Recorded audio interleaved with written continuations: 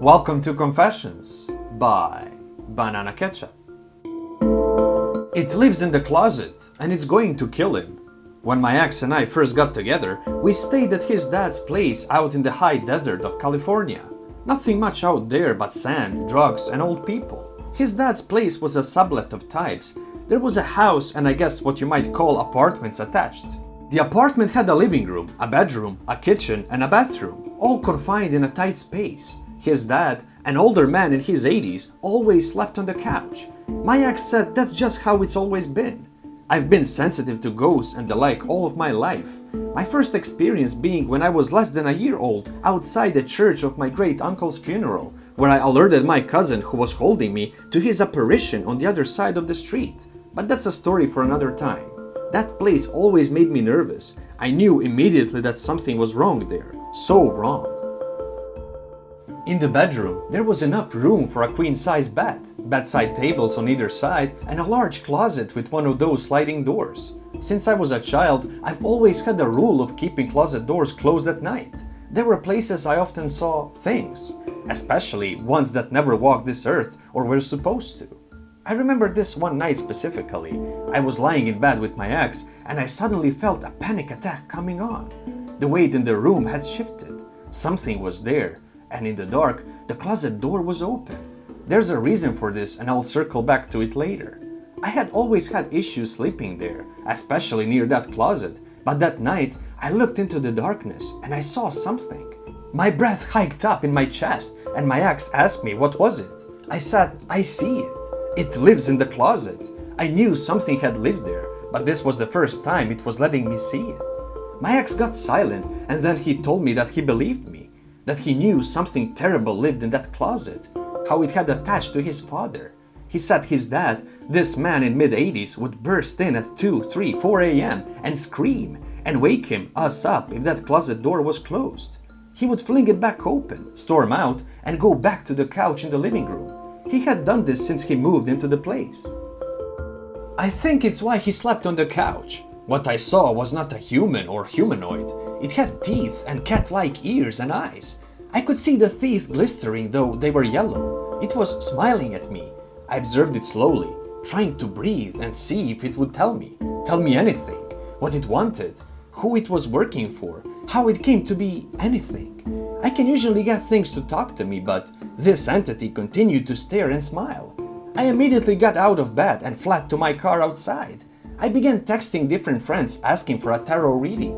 I wanted to be told, was it going to hurt me? Was I in danger by staying there? Why had it shown itself to me now? My ex was screaming at me that if I played into it, that if I used pagan ways of handling it, that it would get worse. He was an Orthodox Jew. He had his own beliefs, especially about mine. I started to refuse going there, refused staying over, refused everything. My ex and I had a toxic relationship, so it wasn't hard to cut ties to that house. Months passed by and eventually he told me that his dad had suffered a major injury in the house. He had slipped and hit his head so badly he's barely able to function now. He was barely able to function then. His father will probably die alone in that house with the thing in the closet and there's nothing anyone can or will do to save him. His daughter is trying to get him to move in with her, I believe, or was, I don't know. My ex and I have had no contact over the last few months, but I believe that thing in the closet is attached to him, that it's been feeding off of him for so long that even if he moves, it'll still be there. I just hope that whatever injury his brain sustained, it's enough to make him not afraid.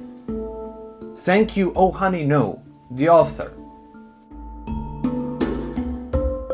Still can't explain experience from several years ago. I was talking to my wife today and an experience we had came up, which we still can't explain.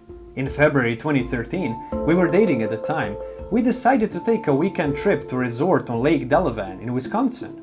The weather was cold, but not unusually so, and we thought it would be a neat getaway. To set the stage, the place was pretty much deserted when we arrived. It's mostly a summer attraction for families from Illinois to come and vacation. There's a beach where you can go swimming and also a nearby golf course. People also frequently use the resort for weddings. However, when we were there was a thick layer of snow on the resort grounds and the lake was frozen over from months of sub-freezing temperatures. Not even Valentine's Day was enough to attract more than a handful of guests. We checked in and were directed to our room, which was about 2/3 of the way down a long deserted hallway. The hallway had a line of rooms on the left side, which faced the lake. Walking to the room was kind of eerie because we passed an arcade that was completely deserted and there was no sign of anyone else staying in that wing for the night. The hallway was completely empty and silent. When we arrived at the room, it seemed nice enough and had a pretty view of the frozen over lake. There was one bed adjacent to the wall nearest the bathroom, which was on the right side when you entered the room. We decided to go out and walk on the ice, as my wife was from a warmer climate and had never done so before. When we returned, the first strange thing happened. As I opened the door to our room, I realized I had left the light on. However, it abruptly turned off when we entered the room. It looked like one of those lights that has a timer and a motion sensor, so I dismissed it as a coincidence. The rest of the evening was pretty uneventful. We went to a dinner at the resort restaurant and had a couple of glasses of wine. We were pretty tired, so we ended up going to bed pretty early. I awoke around 3 a.m. with an uneasy feeling. The room felt like someone turned the heat off. As I shook off the fogginess of sleep, I noticed a figure standing next to the bed. My hair stood up, and as I tried to make out what it was, a woman with dark hair and a light-colored dress who was sort of glowing. Before I could make out any more detail, she dissipated. I dismissed this as a dream and eventually drifted back to sleep. About an hour later, I woke again with the same feeling. She was back. However, this time I was able to make out more detail. She appeared to be Native American and had braided hair with the light-colored traditional dress. I did not get the sense she wanted to harm me. She eventually dissipated again without saying anything or really moving. As I laid in bed, paralyzed by what I experienced, my wife abruptly sat up. Thinking she was awake, I said, "Honey, are you up?" but got no response. Her eyes were still closed and she laid back down again. Later, she would tell me that she did not have any memory of doing this. I did not go to sleep for a long time that night, but also did not experience anything else. The next morning, we woke up and were lying in bed talking. We hadn't been dating that long at the time, and I was afraid of making her think I was crazy by telling her what happened. Finally, I decided to do it and see if she remembered anything from the night before. As I recounted my story, the lights on the headboard above us flickered on and off. They were turned off at the time, so I found this to be very strange. Later that morning, we went into the bathroom and also noticed that the sink was on full blast. Neither of us recalled even using the sink that morning. We checked out that day and asked the hotel receptionist, in passing, whether or not the resort had any reports of being haunted. I expected them to laugh it off, but I instead got a very defensive vibe and denial from them. I later researched the lake and resort and found out that the grounds were home to Native American burial mounds and were known to be haunted. I had no idea that this was the case before we went. I even found a post discussing how staff reported seeing a woman in white dress who would wander the halls of the resort. Thank you, my wife made me do this too. The author. The experience that made me finally believe in the paranormal. Hi everyone, first post in this subreddit because why not? I've always been interested in the paranormal and experienced some events that I can't explain to this day, but I'm a very rational person, so I always brushed it off, while keeping an open mind of course. But one of those experiences left me with no doubt. My current girlfriend used to work at a bakery in an old building in Bordeaux. She used to close at night alone because she was the store manager and stayed after the crew was done to count the register, do all the paperwork, etc. The bakery was made of the storefront, the kitchen in the back, and the office in the back as well. There's also a second floor, which is only storage and the changing rooms for the staff. The building isn't shared, it was only the bakery. She told me she felt uneasy as soon as her first shift there. Most nights, she'd hear running footsteps upstairs, the TVs in the sitting area for the customers turning on and off randomly, and the front door's doorbell ringing while the door was not moving. All that while she was alone. Another co-worker she was close with shared the same experiences with her. I believed her because she has a history of paranormal encounters and is very serious about that stuff, but I wasn't convinced until I witnessed it. I also worked in the food industry, so I was rarely off when she was working too. One Sunday I was off, so I decided to come pick her up and spend the last 30 to 45 minutes of her workday she usually spends alone with her this time. She gave me a tour of the place and it did feel uneasy, but nothing significant happened, except for some rattling noises upstairs. Until I mentioned how quiet her ghost of the bakery was, she was counting the register in the office in the back of the store. I was leaning against the wall in the corridor leading to the office, my back turning away from the storefront.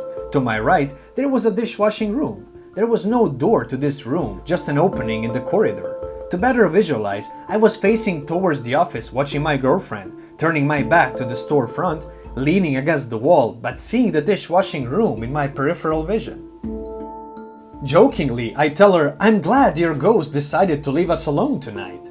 Not 1 second after I finish my sentence, the pile of glasses and dishes in the dishwashing room goes flying. I saw the whole room clearly in my sight vision, and there was no one or nothing that could have done that.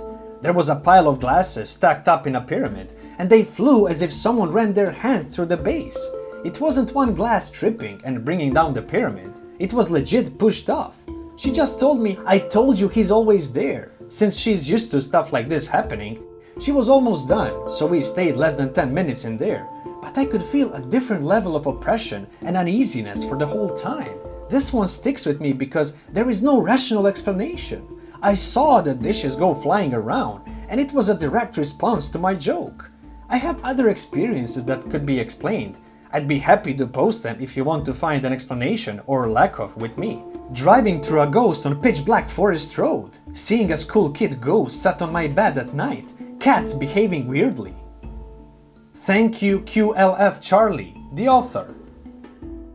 Thank you for watching everyone. Don't forget to subscribe so you don't miss any new episodes. See you again soon, and until then please, be safe.